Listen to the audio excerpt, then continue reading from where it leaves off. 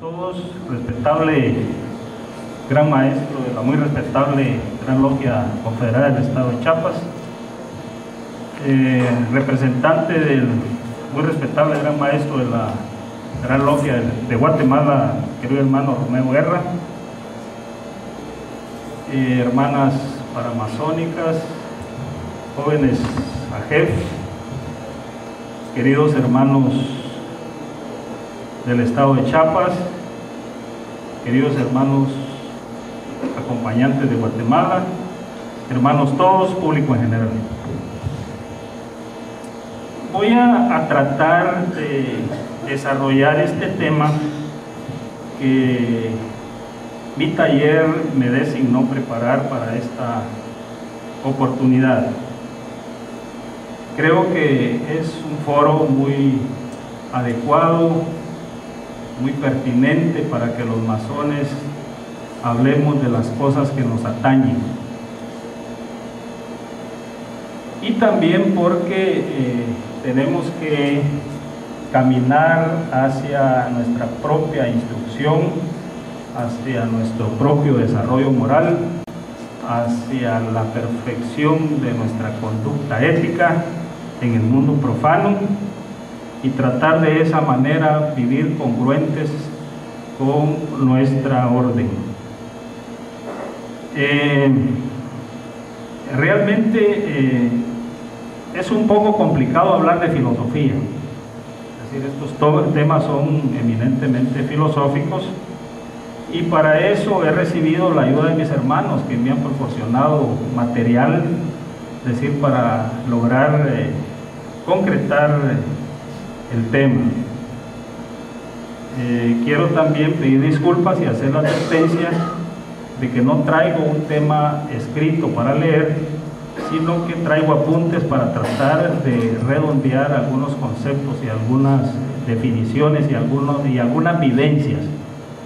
Porque creo que la mayoría de masones, de una u otra manera, conocemos las definiciones de tanto de las conductas virtuosas como de las pasiones bajas que deshonran al hombre.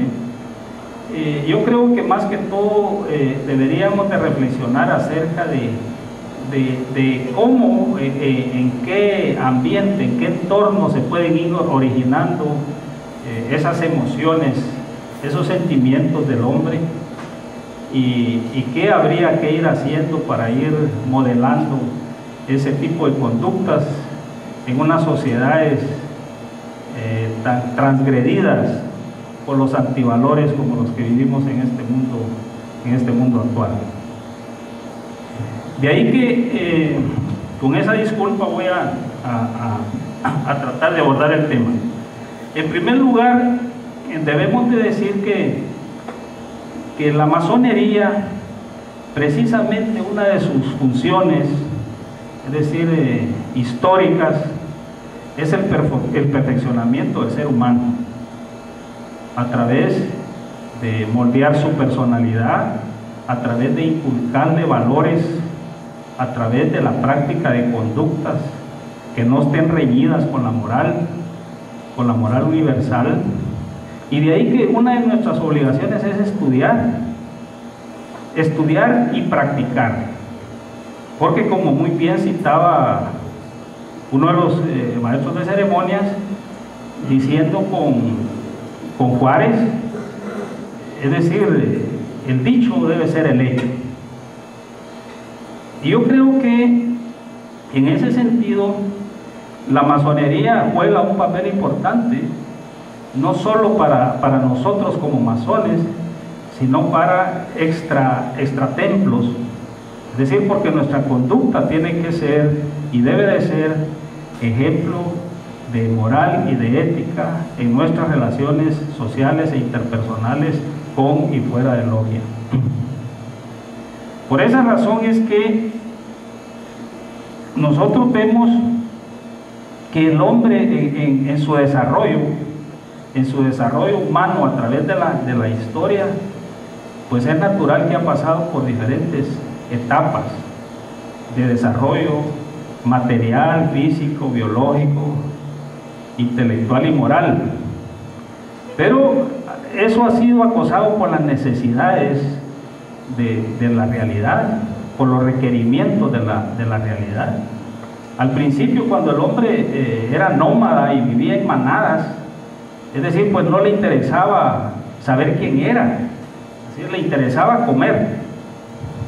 Le interesaba comer y asistirse en sus necesidades físicas de alimento y cobijo. Ha sido, digamos, con la evolución de la historia de la humanidad, cuando el hombre ha ido respondiendo a esas necesidades históricas que le ha planteado la realidad. Y por eso es que posteriormente descubre la agricultura y se asienta en territorios para ya pasar de la vida nómada al sedentarismo, y empieza a descubrir otras cosas, es decir, las relaciones interpersonales, la organización de su tribu, de su conglomerado social, y empieza a descubrir que puede llevar mayor bienestar a su vida física, cubriéndose su cuerpo, construyendo viviendas, haciéndose de alimento seguro, etc. Pero llega un momento en que el hombre también empieza a necesitar, es decir, saber quién es. Y es ahí donde empieza el tremendo conflicto de la humanidad. Es decir, ¿quién soy? ¿De dónde vengo? ¿Para dónde voy? ¿Ya? Y empieza a descubrirse las diferentes ideologías o pensamientos espirituales, religiosos, que inducen al hombre a obrar de determinadas maneras, inculcados por ciertos valores mentales que ha asimilado y ha hecho para sí. Por eso es que también los valores tienen que ver también con la cultura. Es decir, en la época actual vemos que lo que es extraño para nosotros, es decir, es aceptado y asimilado por otras culturas. Por ejemplo, el mundo musulmán, es decir, con la poligamia, igualmente con los estados religiosos, es decir, con los fanatismos por la patria, es decir, por la defensa de la soberanía, por la defensa de su sistema, etcétera, ¿no? Entonces, hay una diversidad, es decir, de factores que hacen que el hombre vaya asimilando determinadas formas de conducta. Pero hablando de nuestro mundo occidental, que es en el que vivimos, que está influenciado fundamentalmente por el cristianismo, pues nosotros tenemos ya en nuestra cultura determinadas reglas, determinadas normas que han ido creándose a través de las diversas formas de pensamiento que ha construido el hombre en este mundo occidental. Y de ahí que nace en los orígenes del cristianismo, en el cristianismo primitivo que le llaman, es decir, nacen reglas, es decir, de conductas que impone la religión, es decir, a la humanidad. Y es donde vemos que nacen los famosos 7 pecados capitales, es decir, que son la gula, la lujuria, la pereza, la avaricia, la ira, la envidia y la soberbia. Es decir, pecados capitales que se tornan como conductas antimorales, antiéticas, transgresoras de las conductas virtuosas, es decir, que propenden obrar el bien y hacer lo contrario a esas conductas bajas.